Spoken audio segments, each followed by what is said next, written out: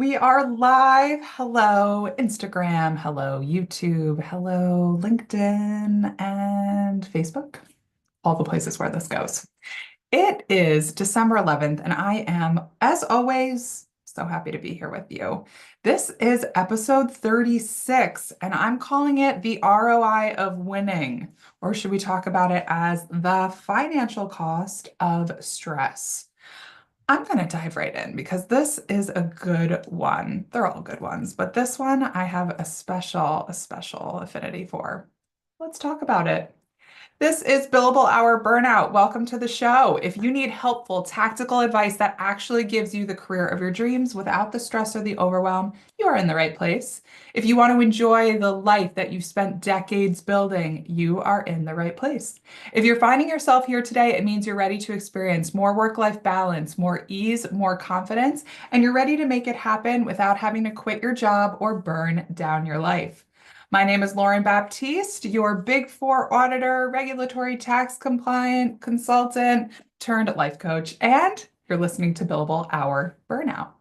On the show, I share simple, tactical advice and mindset strategies specifically catered to the modern woman in accounting, consulting, law, and finance.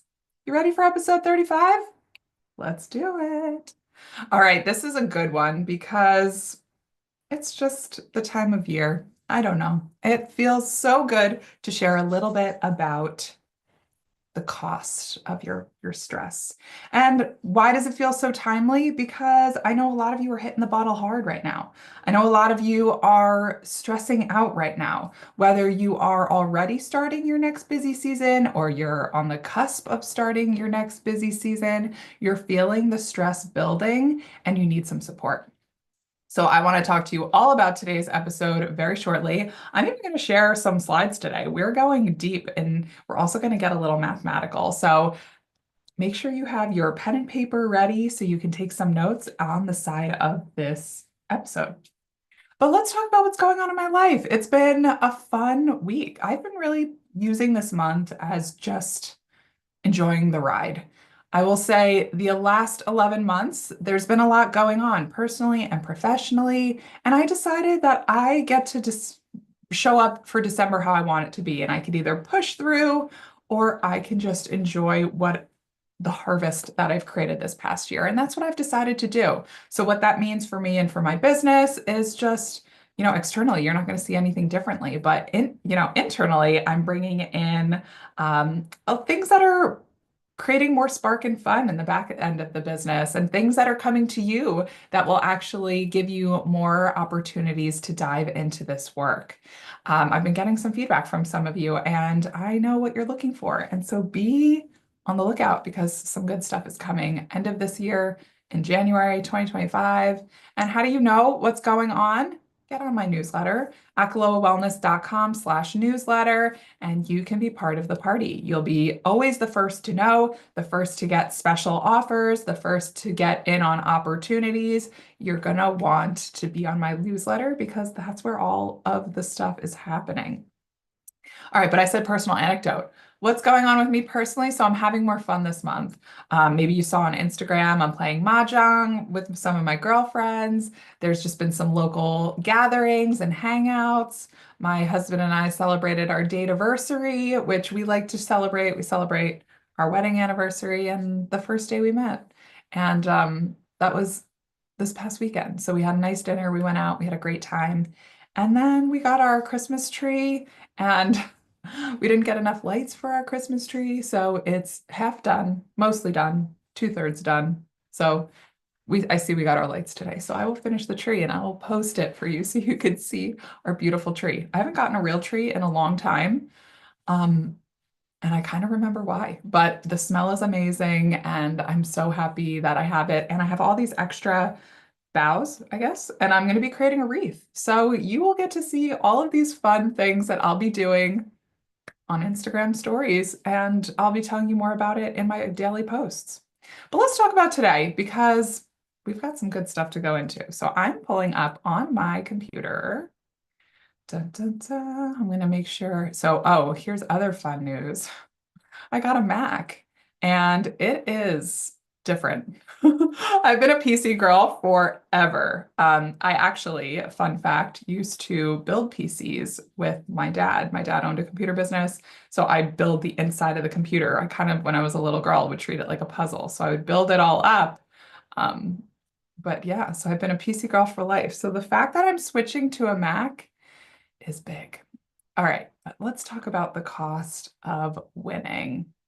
Let's see if my screen is sharing. All right, I think I'm in on this side. So I'm going to take you from Instagram and I'm just going to flip the camera and you're going to enjoy it from this side. All right, so let's talk about the ROI of winning. And what I like to talk about it as is the cost of stress. Now, when we think about the ROI, right, I want you to be like, what is the return on your investment of your job? Maybe you say money. So then we're like, okay, maybe you say a beautiful house, vacations, great, all good things. But let's talk about what it would really feel like to win, right? There's a difference in just having a good job that pays well. And then there's the having a life that you love. And so what I've noticed as I've done this work with a lot of women in corporate, women at the top, is that we're striving for meaning, for purpose, but we're also hoping that at this point we would be winning. And sometimes I hear from many of you, it doesn't feel like winning. So I want to show this to you. It's a little bit of a how-to, or I guess no, it's more like an educational component of understanding what I mean by this. So let's dive in. All right, ROI of winning. The only way we can accurately calculate the ROI of winning is by understanding the cost. I'm a math girl, right? I'm a CPA. A lot of you like the numbers. So I wanted to take it to a deeper level.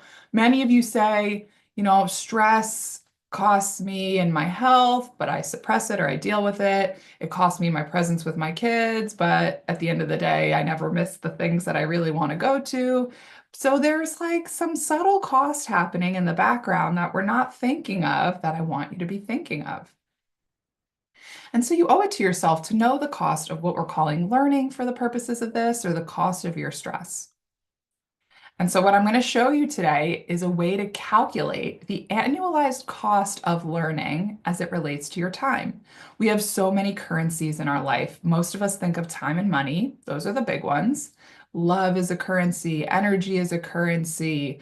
There's so many other currencies out there, but I want you to focus on time. This one's very easy to calculate and see the impact. So realize as we're going through today's exercise, you're only getting one side of the story. So buckle up, everybody, because you're going to be really surprised at what is going on. All right. And every penny spent learning or spent living in your stress is a dollar that you're not winning.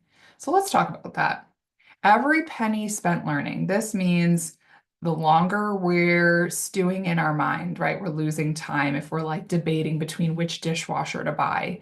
Every time we are hoping to get promoted, but don't take the action to actually get promoted, right? So we're wasting time and money. And we need to be mindful so that every penny that we're like not going all in is dollars we're losing. I want you to feel the difference between pennies and dollars. It's significant. Okay. So what is the compounded cost of not winning? There's hours lost in inefficiency, right? So we're talking about time here. Money left on the table. So now we're talking actual dollars. Opportunities missed, right? Dinners with friends, quiet mornings on the couch with a coffee, mental and physical toll, career stagnation, work-life imbalance. Now, what happens is, like I mentioned, is we kind of ignore these bottom ones and we're like, well, it's not that bad, right? But we'll focus on time and money. And listen, I know you, so let's talk time and money. But I want you to keep in mind, this is valuable too. Opportunities missed, mental and physical toll, career stagnation, work-life imbalance. Girl, those things mean something to me. And I really hope at some point they mean something to you, because we're going to see that the longer we don't address them, the more amplified let's say the more expensive the cost gets. All right. So here's what I want you to do. I'm making sure everyone on Instagram can see this. If you're watching me on LinkedIn or on YouTube, you're like, why is she holding her phone up the whole time? Because my stand's not working today. But I wanted to make sure everybody gets in on this really important wisdom. All right, so I want you to take out a pen and paper. I told you that earlier. So pull out your paper and a Post-it. You could do this on your phone, but if you're watching me on your phone, you're not going to be able to toggle back and forth. So this might require some hard paper. Now I want you to number it like you see here, 1 through 7 down. And I want you to take a minute to really calculate this cost. So if you can't read it perfectly on Instagram, so what we're calculating is the time spent learning weekly. And so I'm using learning as a nice way to say instead of failure, instead of saying stress, the time spent learning. So I want you to be thinking about the time or the number of hours, right? If we're going through 1 through 7, starting with number 1, how many hours each week do you think about work, but you're not actually working? For example, are you thinking about work on your commute to work, home from work, as you're bathing your kid, as you're making dinner, as you're in the car, as you're on vacation? I want you on average to put a number here. How many hours are you thinking about work but not actually working? Is it 1 hour a week? 5 hours a week? Right? If it's our commute every day, maybe it is 5 or 10 hours a week. I talk to many of you, and when you fill out a consultation form, one of the questions I've asked is, how many hours are you working and or thinking about work? Because even if you're working 40 to 50 hours a week, you're likely thinking about work at least another 10 hours a week. So here we go. Number 1, fill in your answer. And let's move to number 2. How many hours each week do you spend spinning out or stressing out about work? For example, news comes to your inbox. Things were all hunky-dory until you got this one email, and all of a sudden you go into a spiral. You're like, what? I can't believe this person said that. That goes against what we discussed. How could they? Right? And you're stressing out, you're spinning out, and it's not productive. How many hours each week is that happening? Number 3, how many hours are used each week in self-doubt and second-guessing decisions? So let's go back to that old dishwasher example. I had a client come to me, this was years ago, and she was like, I cannot decide which dishwasher. And I was like, oh, okay, let's talk about this. Why? And she's like, there's so many options. There's so many bells and whistles. Do I want that third silverware thing on the top or do I not? Like what? This is a 20-year decision. It feels so important. And then I was like, okay, let's really think about this. Is it a custom size? No. Okay, it's a standard size. Great. Okay. What do you want it to do at the end of the day? Wash my dishes. Okay, perfect. What's your budget? Let's say $2,000. Great. I don't know how much a dishwasher is, but in my head, that sounds about fair for a good one. Um, and then it was like, okay, so then what are we really debating? Do you think you're going to wash pots and pans all the time? Or do you think you're going to have people over every weekend? Like, what's the focus here? Pots and pans, for sure. That would save me time and energy. All right, so then here we go. We've narrowed it down probably to like 1 or 2. We had maybe 20 we were thinking about, and now it's 1 or 2. How many hours, I'll tell you, for this client I spoke to, spent weeks being like, I haven't decided. I have to decide. My husband wants me to decide. I'm still washing dishes in the meantime, right? It's such a waste of time. So we narrowed it down, and then she finally made a decision and bought the dishwasher. Win. All right. How many hours do you spend scrolling when you don't want to be? I will also put for number 4, how many hours are you playing Candy Crush on the couch? How many hours are you on LinkedIn looking for a new job when you don't really think you're going to leave, or at least leave until next summer, right?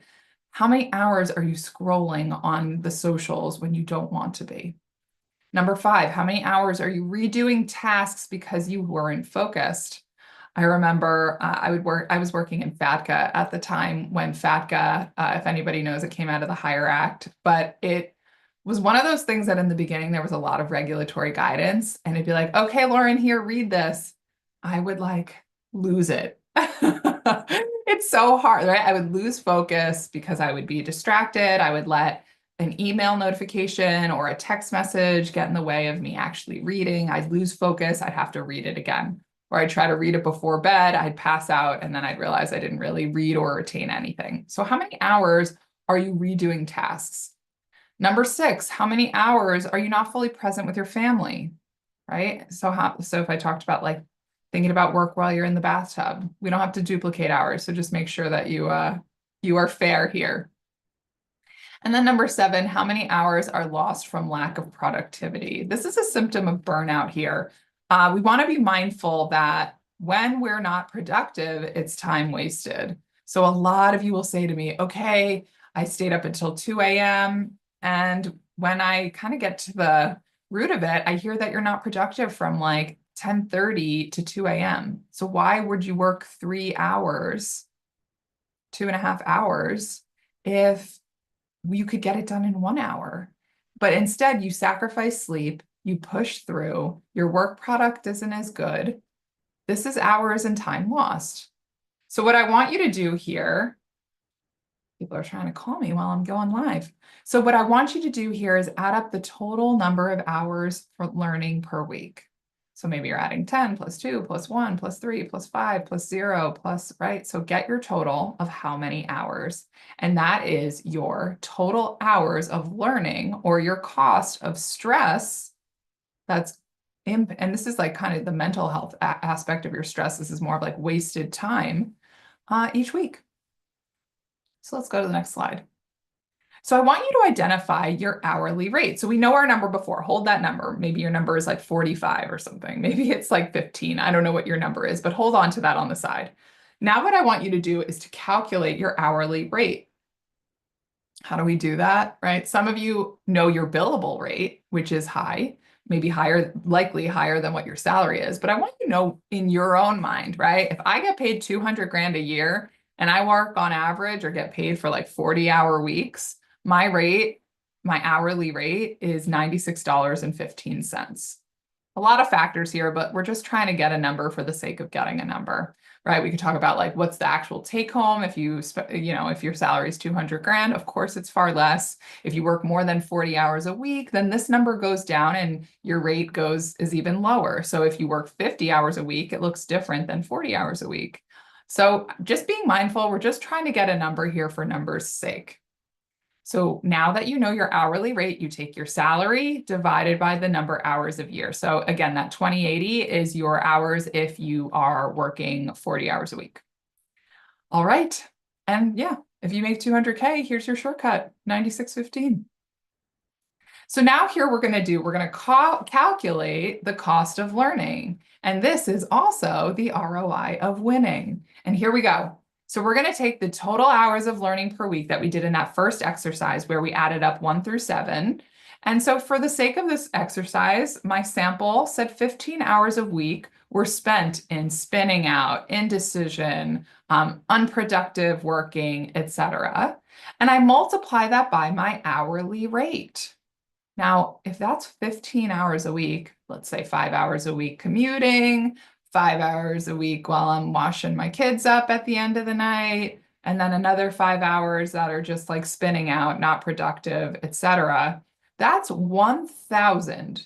I'm going to zoom in on Instagram. That's $1,442 that you're spending each week in your stress.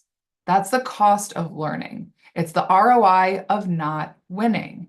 And so when we annualize that number, we take this 1,442, we times it by the number of weeks in a year, 52, and that for this example is $74,984.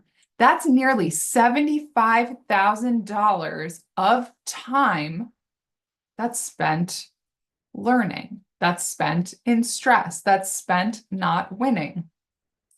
So I want you to know your number. I'm going to tell you something interesting. I did this with a group recently of executive women, and many were far over 150,000. I would say probably most. We had some going over like 300K, and you can then start to feel why spinning out or your overwhelm feels like a full-time job because it is. Notice how all of this time is being wasted. It's a full-time job amount of energy that you are foregoing instead of winning. So now we're understanding time.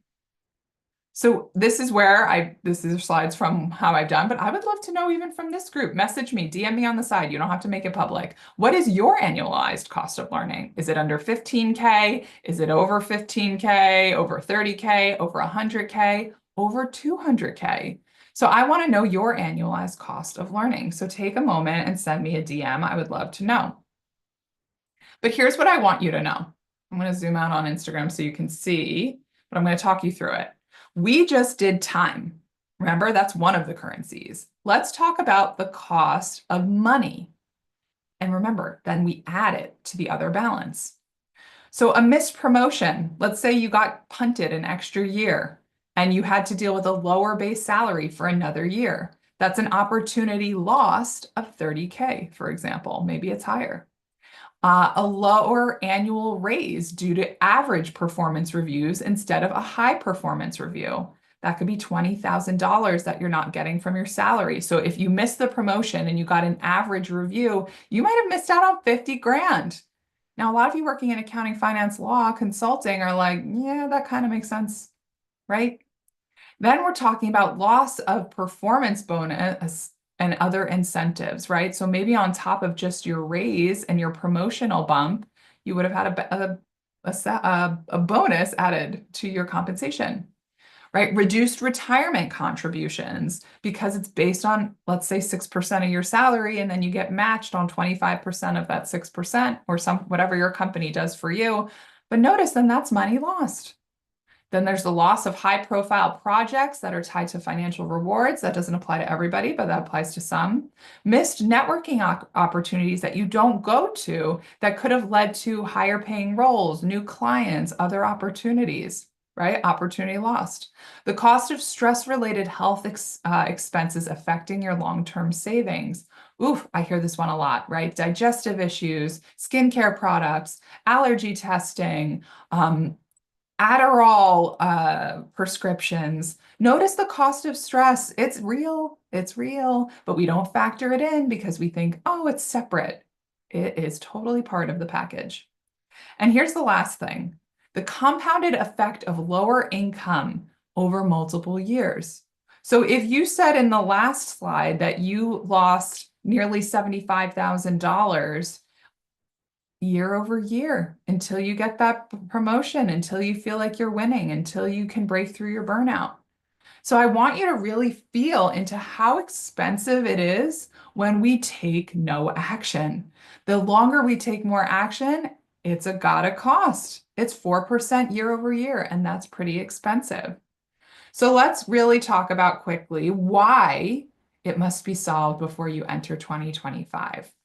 Well, the truth is, and I can put my Instagram back, we're good with slides for today. The truth is, the longer we wait, the more we're paying, the more we're not getting the bonus we deserve, the longer we're not getting the promotion that we were promised. And then that hits our pocket, that hits or doesn't hit our pocket, I should say, that hits our confidence. We start to take a hit on a lot of things, and we need to be mindful. I mean, the one that I like to talk about most in this situation is your money. The money you're not making by not supporting yourself in what you need. So just being so mindful of that cost because it's real. Every hour you're spinning out is time you're not hanging out with your kids. You're not going to girls' night with your friends. There is a cost on your joy in the long run. And this is why you end up feeling resentful, feeling like you have to quit your job, feeling like you need something better. So if nothing else, but for today, I really want you to understand, well, or answer this one question. What is the ROI of winning, right? So now we understand the cost of our stress, and we could flip that and be like, that's the opportunity cost of a future bonus, a future raise, a future payout. But I want you to say, how would that ripple effect on my time make my personal life better? How would it make my professional life better? This is where it begins. Now, this is something that I walk many of my clients through because once they realize this, they realize how valuable hiring a coach, taking action, putting themselves first, they really understand the financial component, not just the nice to have. It goes from I feel irresponsible to do this to it feels irresponsible not doing this, right? Because you can see the financial impact. So I want to share this with you today. A lot of my people, risk averse, I feel you. A lot of my people are also feeling this time of year, there's just a lot going on. A lot of my people want something better, but maybe aren't sure what to do. So this is where I want to invite you to reach out to me. You can send me a DM wherever you're seeing this. You can reach out on my website. You can join my newsletter and you can then have my email. So you have lots of ways to connect with me. So let's leave this here. I really want you to think about how you can start winning and why winning in 2025 isn't just a financial win, but it's a personal life win. It's a crushing it at work win instead of getting crushed at work. You can feel the difference, and I want to walk you each step of the way. So thank you so much. This is today's episode. I am so excited to hear your numbers. I'm excited to hear how this episode lands for you. It's a little different today, but I wanted to share that. Now, as I mentioned last week, we are coming towards the end of the year, which means the season finale of Billable-Hour Burnout. So if you want to stay in touch, you're going to want to join my newsletter. I mentioned that earlier, but it's akalowawellness.com/newsletter. You can join and be part of the party. Thank you so much for listening to today's episode. Find me on Instagram, LinkedIn, Facebook, YouTube, and wherever you hang. I want to hear more about what you're learning, what you're loving, how I can keep supporting you in 2025. I have some tricks up my sleeve for you to make your success inevitable. So make sure you are connected with me in all the places so that you are best informed. That's the Lauren Baptiste on Instagram, Lauren Baptiste on LinkedIn, and Akaloa Wellness on LinkedIn. The Lauren Baptiste Coaching on Facebook, and YouTube is, I believe, Akaloa Wellness. I don't know, we have to look into it, but I'm forgetting at the moment. But thank you so much, everybody, for listening. If you want more information about me, my program Freedom, or just anything we're up to, visit akalowawellness.com. All right, everybody, I hope you found today's episode highly informative and supportive. I'll see you next time. Bye.